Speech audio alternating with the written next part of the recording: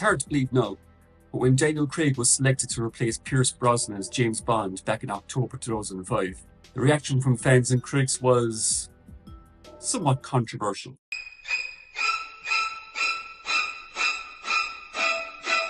Craig wasn't a particularly well-known actor at this point. His highest profile roles were in the first Tomb Raider film with Angelina Jolie, and a minor part as an assassin in Steven Spielberg's Munich. It was really his role in director Matthew Vaughn's British crime drama Layer Cake that was said to have brought him to the attention of Bond producers Barbara Broccoli and Michael G. Wilson. Now, full disclosure, I wasn't the biggest fan of Craig's casting myself. I liked the guy as an actor, but to me, he didn't seem to fit the traditional look and manner of what a James Bond actor should look like. Some would say he was too short, too blonde, and too rough-looking to play the suave, sophisticated 007. However, with the release of Casino Royale in 2006, it's fair to say that he proved most of his naysayers wrong. The film was a huge critical and commercial success, and Craig's performance was highly praised by critics and long-time fans of the series. This was the beginning of what would eventually become a 5-film serialized story arc for the character over the course of 15 years. But really, how good was Craig's Bond film tenure? Let's take a look at all 5 films and see how they hold up. So Casino Royale, released in November 2006, serves as a reboot of the James Bond film series. Based on the very first Bond novel. Written by series creator Ian Fleming, the film introduces James Bond as a freshly commissioned 00 agent for the British Secret Service. Bond follows the trail of a bomb maker to the Chief, a terrorist financier who is playing at a high-stakes poker game in Montenegro. Bond is teamed to Treasury agent Vesper Lind, leading to a mission filled with danger, love, and eventual tragedy. This was not only director Martin Campbell's second James Bond film, but also the second time where he introduced audiences to a brand new 007. He previously directed Pierce Brosnan's first Bond film, GoldenEye, in 1995. This film stripped away many of the elements we had come to expect from Bond films at this point. There was no Q, no moneypenny, and very few gadgets. This Bond relied on his wits and strengths to get himself out of tough situations. Bond's introduction in a flashback to his very first kill in the pre-title sequence is ugly and gritty. An early chase scene where Bond fights a villain on top of construction cranes is one of the best action sequences of the entire series. This was a welcome return to real practical stunt work and special effects, after the embarrassing overuse of dated CGI in the previous Bond film, Die Another Day. The sequence still looks incredible, and has both inspired several action films and parodies. Parkour! Parkour! Extreme! Parkour! Parkour! One of the many strengths of the film is in the casting. Mads Mikkelsen, who plays villain Le Chiffre, was largely known at the time, and is one of the best Bond villains of the series. Eva Green played the Bond girl Vesper Lind, best known at the time for Ridley Scott's Kingdom of Heaven. Vesper would turn out to be a major recurring factor throughout Craig's tenure in the series, despite the character's death in the climax. Despite being a huge action film, most of the major scenes take place during the poker tournament at the Casino Royale. It's to the director and screenplay's credit that these scenes aren't boring in the least, with some great dialogue and some tense interludes, such as the villain's attempt to poison Bond and a terrific fight scene on a stairwell. Towards the end of the film, Bond falls in love with Vesper and retires from the service, but he's betrayed and learns a hard lesson that he can trust no one. The final scene depicts Craig saying the immortal words, "The name's Bond. James Bond." and seems to end on the very first cliffhanger of the series, indicating that this storyline was going to continue into the next film. Casino Royale stands as one of the very best films of the series. It works brilliantly as a fresh start for the franchise, and a terrific debut for Daniel Craig's 007. This was a much darker and grittier James Bond than we had been used to for many years, and the world he inhabited really reflected that. The then currently popular Jason Bourne series was clearly a big influence on the direction the series was taking, for better or worse. This was the first film of the series to give Bond a complete character arc, and with such a solid foundation to build on, the next film could only be nothing less than amazing. Right? Right. Released in 2008, Daniel Craig's second Bond film was directed by Mark Forster. The film takes place very soon after the ending of Casino Royale, where Bond investigates the mysterious organisation Quantum, while seeking revenge for the death of his lover Vesper. This leads him to a plot involving the villain Dominic Green, who intends to stage a coup in Bolivia and take control of the country's water supply. To say that Quantum of Solace is a disappointment would be an understatement. Produced during the writer's strike of 2007-2008, the film's screenplay was rushed through development and it shows.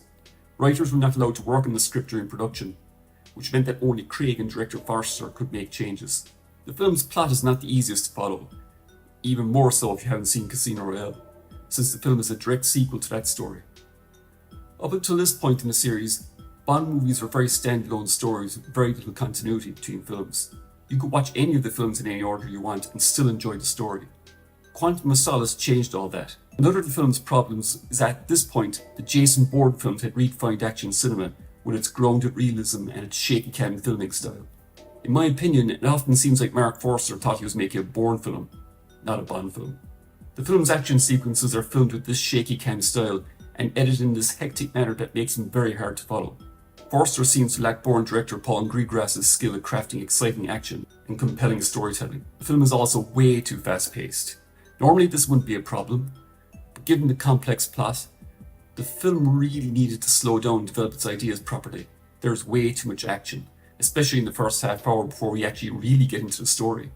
The other big problem is that after setting up Bond's origin so well in Casino Royale, the film seems to backtrack a bit and not having be the traditional Bond that we should have by now. He spends the entire film depressed over the death of his lover rather than getting on with his job. Also, the film really doubles down the dark and gritty tone of Casino Royale. It has a nasty streak and is arguably the most violent film of the series. There is very little humour, and the film lacks the large stakes and flamboyance of the best Bond films. It's not all bad though. Craig gives a very good performance here, and there are some great highlights such as David Arnold's score, and Olga Kurylenko is appealing as Bond's sidekick during the mission, whose personal goals mirror his own. It's also the only Craig Bond film that shows him in his prime. I think this is the only Bond of the Craig era where he doesn't fall in love or retire. The film ends with Bond getting revenge on the man indirectly responsible for Vesper's death, and he appears to put it all behind him. At least we thought so at the time.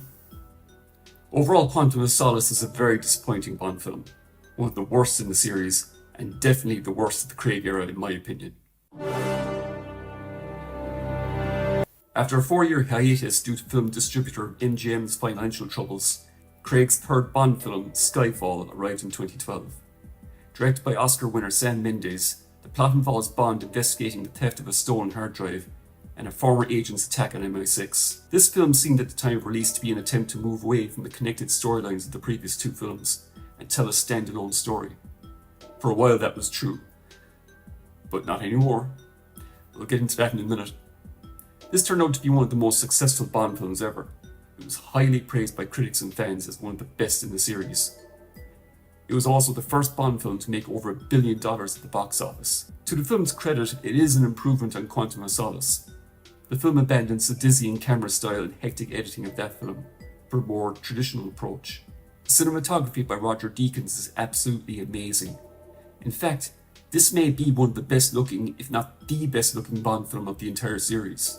I've always had problems with this film though, and think it's really overrated. For example, the opening action scene is one of the best ever. It involves Bond chasing an assassin through the streets of Istanbul. This is an amazing sequence going from a car chase, which switches to a bike chase, which then escalates to a fight on top of a train, and then this happens.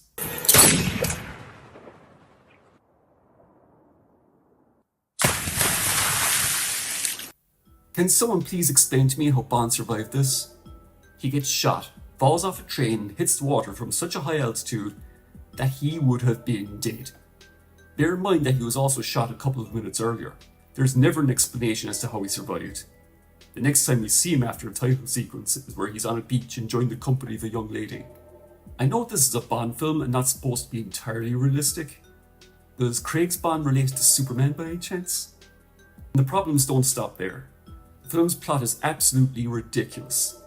The villain Silva, played by Javier Bardem, comes across like a Joker clone, and his plan to assassinate M is just so nonsensical that it insults one's intelligence.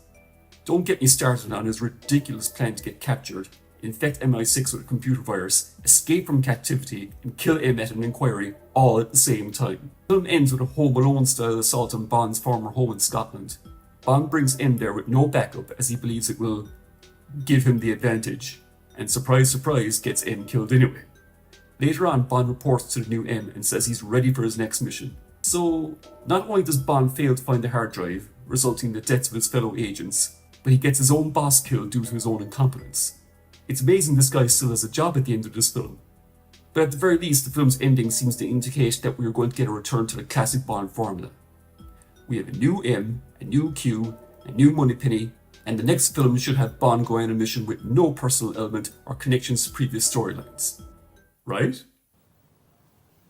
Right. After the huge financial success of Skyfall, Sam Mendes became the first director in decades to return and make a second consecutive Bond film. The title refers to a criminal organisation that was a regular feature of the early Sean Connery Bond films. Legal issues meant that Spectre could not be used again up to this point. The plot involves Bond investigating the activities of the criminal organisation Spectre and its leader Ernst Stavro Blofeld, who has a personal connection to Bond's past. Spectre was well received on its initial release, but not to quite the same extent as Skyfall. In the years since, it's fair to say that its reputation has dropped in the eyes of many Bond fans. It takes the events of Skyfall, a movie that was initially seen as a standalone entry with no story connections to previous films, and retcons the Quantum organisation alluded to in Casino Royale and seen in Quantum of Solace as a division of Spectre. Not only that, the plot of this film linked the villain of Skyfall, Raul Silva, to also have been a member of Spectre. The film goes out of its way to make everything that has happened in the Craig Bond movies to have all been connected. And if that wasn't enough, the film reveals that the villain, Ernst Stavro Blofeld, is a former foster brother of Bond himself. The man inside your head is Ernst Stavro Blofeld. This has been ridiculed so much in the Bond fandom over the last couple of years.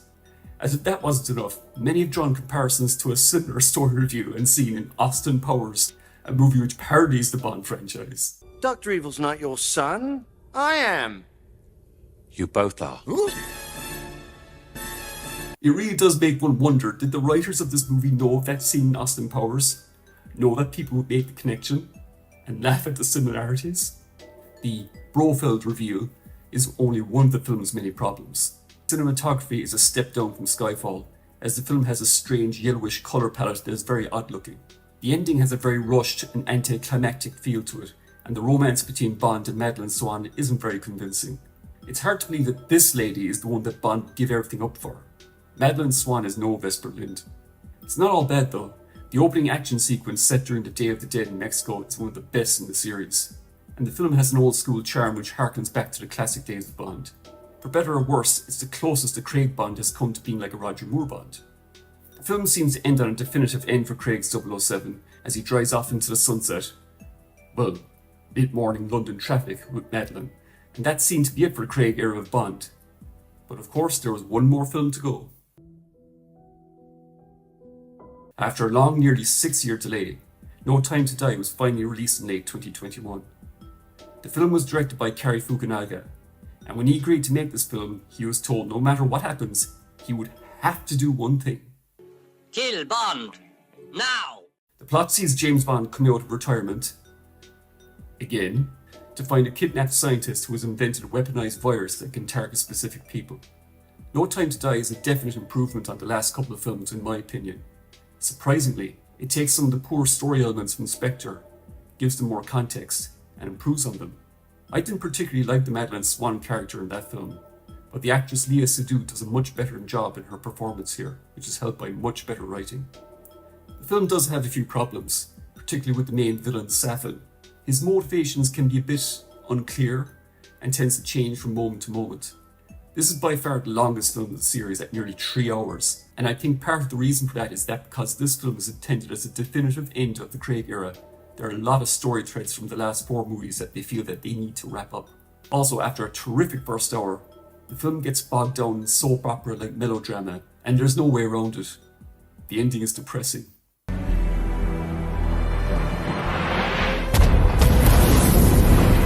I remember leaving the screening I saw of this film, and the general vibe I got from the audience is that it was like leaving a funeral. You've just killed James Bond! I will say that I absolutely love the whole Cuba sequence in this film. In a huge contrast to the rest of the film, it's tons of fun, with Bond teaming up with a female agent played by Ana de Armas, who manages to steal the entire film in the 10 minutes of it that she's in. If she'd been the main Bond girl of this film, I would have liked it a lot more. Craig really seems to be enjoying himself in this scene too, and it's a shame that we didn't get more of this kind of thing during his tenure in the role. Was the Daniel Craig era disappointing? I would have to say yes. He gave us one stone cold classic in Casino Royale, 2 films of decent but highly flawed quality with Skyfall and No Time to Die, and 2 absolute stinkers with Spectre and Quantum of Solace. Overall, best to worst, I would rank them 1 Casino Royale, 2 No Time to Die, 3 Skyfall, 4 Spectre, 5 Quantum of Solace. But hey, this is just my opinion. What I would love to know is what you all think. Do you agree? Disagree? Let me know in the comments section and let's get a discussion going down there. I'd love to hear your thoughts. Thanks for watching this video. If you enjoyed it, please hit the like button. And if you didn't, thanks for watching this long. Please share this video out there and subscribe if you haven't done so already. Most importantly, I hope you all stay safe out there and I'll see you all in the next video. Bye for now.